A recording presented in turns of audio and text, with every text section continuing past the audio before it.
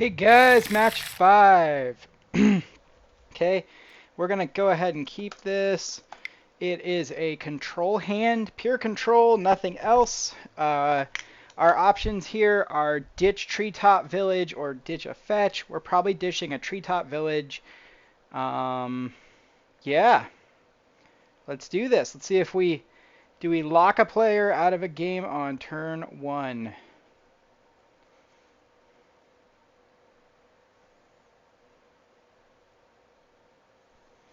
And the reason we would be ditching a treetop village is so we can go sphere and then try to curve sphere into. Oh, I guess we're going to have to. Oh boy. They've mulled to 4, and I think they're in some trouble. Unless they keep 4 lands, I think we've got a real good shot here. 3 cards.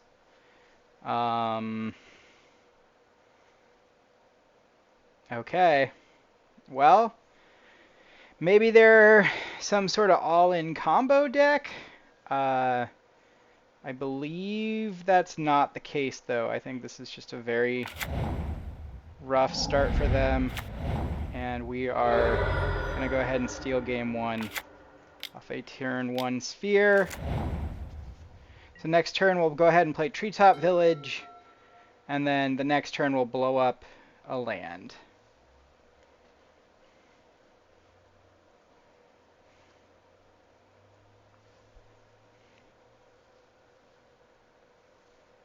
As you can see with Mox Diamond, you kind of empty your hand almost instantly. Mox Diamond is a sphere, means that you have 3 cards in your opener off a 7-card hand. So the good news there is yeah, that's what I thought. Well, the sad thing is I'm not going to know what they're playing. Lanny, I believe, as a player, plays another Parfait Prison deck like the one I just lost to earlier today. So I'm going to go ahead and base my decisions off of that assumption and go naturalize in, and we'll just stick to that for now. Is that guaranteed? Absolutely not.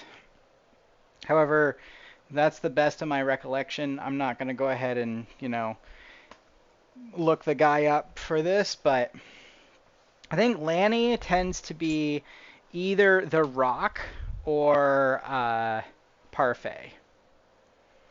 And then it's going to, of course, turn out to be that he's like the Sly player. But I'm pretty sure Iron Lungs is the pre-modern Moto Sly player du jour. I don't think Lanny plays Sly or any of the other decks that would really get hurt by taking out Oaths. We kind of want Oath versus The Rock, but it's not catastrophic to not have it. The Rock is really a curse totem one. We want to turn off their birds and other such creatures, because then they're just kind of a slow, dinky deck, and we can win off of the power of oathing into a really big Terravore and keep them off lands. The Rock has Pernicious Deed, which is probably one of the 5 best cards in the format. It's the entire reason the Rock is playable, in my opinion. If their mana was better, I would assume eventually you'd get a deck that's like 4 Pernicious Deeds with a bunch of cards like Fire and Ice and Counterspell, just because Pernicious Deed really deals with all of the top decks of the format, except Burn. But for right now, I think we're kind of just gonna play game 2 by ear. I'm not sure what happened with their mulligan there. That mull to 3 is pretty rare with the London mulligan rules. Like, if this is some crazy, we're gonna keep this.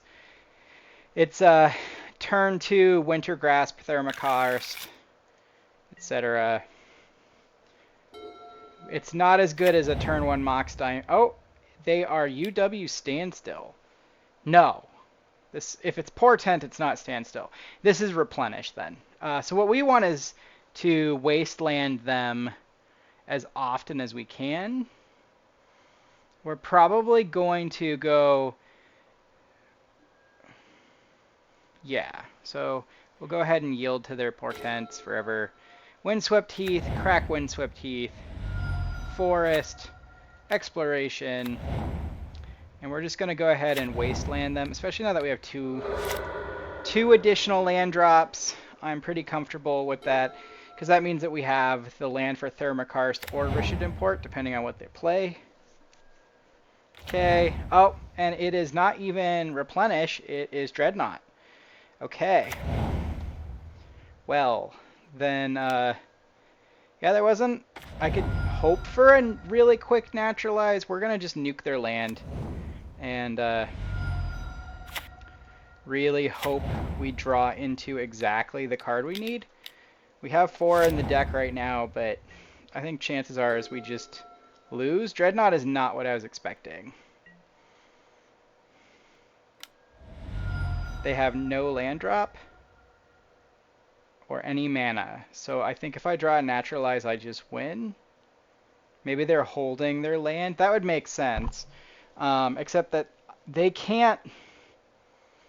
As long as I can't answer Dreadnought, they win. So we're going to see what happens on this draw step. I really, really pray for the naturalize, but I don't think that's likely at this point. What could I have done differently? If I'd known it was Dreadnought, I'd have tried to drop Sphere into a Darker Wastes. Yep, that's game. Okay, well, they got me. So against Dreadnought, Oath is too slow. Curse Totem doesn't do any... There's really not a lot to do against this deck. Like, we really just want the naturalize in hand. Or we want to put a Sphere of Resistance down before they play anything, and then just, like, nuke their lands.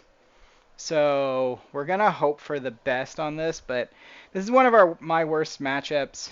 I'm not super reactive. The older version of the deck I'm playing used to play Molder Vines, which is a 4-drop that destroys target land, enchantment, or artifact. And playing 4 of those really let you deal with decks like this more easily, in return for which it was just a generally weaker deck. That would take the place of Sphere of Resistance. Obviously, a 4-drop is dramatically inferior to a 2-drop, and instead of like just knocking people out of games the way this deck does now, it would kind of more like a traditional control and less like a prison deck. It's not worse. The people who play the older version do as well, if not better than me. That would be adding more explorations and wild growths, taking out Mox Diamond, taking Sphere out, and putting in the Moldering Vines. It just never felt like I was really in control of that with that deck. It was much more back and forth. This deck is very much like a turn 1, if you have a good hand, they just lose. And that deck felt much more fair, which I don't think is what you want to be doing in pre-modern. I say as I just extolled the virtues of Pernicious Deed, which is a very fair card. But honestly, I prefer this version. I prefer being able to just go, okay, turn 1, land, diamond, sphere, and then the other person gets to choose what to do with the rest of the game at that point. Like, I think this is the better choice, but and that one doesn't really do anything against like goblins. Goblins is the best deck in the format, really. Turn 1 Lackey is just like, it's over. Here, I had a wasteland to slow them off mana. That didn't beat them. Dreadnought's a very good deck. I don't think it's as good as Goblins is, but it's a very good deck. But making my deck better against Dreadnought involves being worse against Goblins, which is not where I want to be. Oh, no, this is so close. I can't keep this. I can keep this. Maybe. Shit, I only have the 1 land. Okay, mold of 5. This one is a YOLO hand for sure.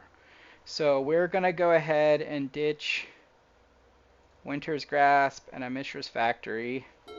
And we're going to play Mox Diamond, discarding Forest, Wasteland, Mulch, try to mulch back into a serviceable hand. Yeah, that was really bad. Sometimes the deck just kind of dies to itself. Like I said, this is in my deck tech. This is very much a two-color deck. There's so many colorless sources that they act like their own color, whereas some decks, you know, can be like it's a splash for colorless. This really is a colorless deck. Okay, no pedal. I pray to you. Okay, he portents. I'm sad about the sphere going off the top, but I'm not sad about having a functioning number of cards in my hand. We're going to be wastelanding them for sure in the hopes that keeps them off lands, especially if they're portenting. I'd really like to draw the other sphere or a naturalizer like right away. Then we can just hold that up. If we can't hold that up, I'm going to wasteland and treetop village. Is there a better card draw in or like card in my deck? I don't think so. The worst one would be a Mox Diamond. I absolutely don't need any more Moxen. Okay, we're gonna go ahead and wasteland. We're gonna treetop village. We're gonna F6 through their turn, and really hope they just don't have it at this point. They do have it. Nope, they have a Mother of Urns. Okay, totally fine. So we're gonna blow up their land.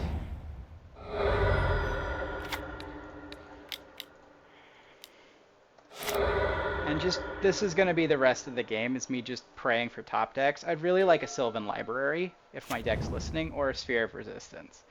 The black's interesting. And they skip their turn in order to hit nothing, so we're pretty happy about that. I don't care about the relative cards in hands at this point, but I very much care about the turns themselves. Like how many turns into the game we go, because my top decks are going to be stronger than theirs, and I'm going to have a lot more lands. With the exception, of course, that was a terrible draw. Just like a Mox Diamond or an Exploration, or another basic forest would be. On their end step, we'll go ahead and crack for another forest and hope to thin it out. Okay, they attack. We could have left up Mishra's Factory. That was pretty bad. Oh boy. Okay, that's fine-ish. It's not like the worst thing that can happen. Okay, we're going to thin real far down. And we're just going to go ahead and attack for everything we can.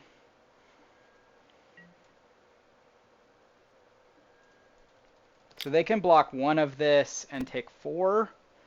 And we still don't really have anything worth doing except just trying to, like, they're eventually going to hit a pedal and all the other stuff. They're sculpting.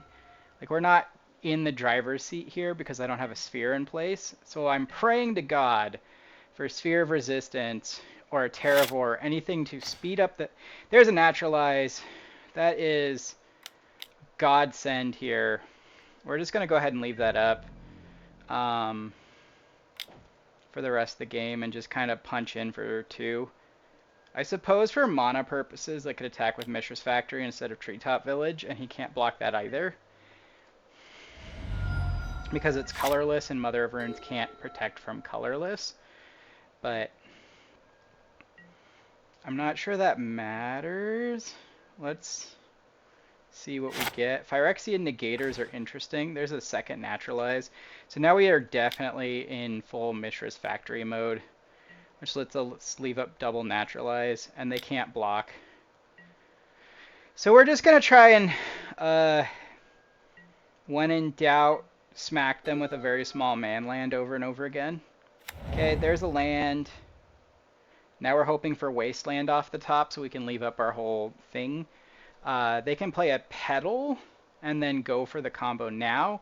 That drops them down to 5 life. So if we can double naturalize them out of the game, we're pretty good. They might blow up my Mox Diamond if they're thinking ahead.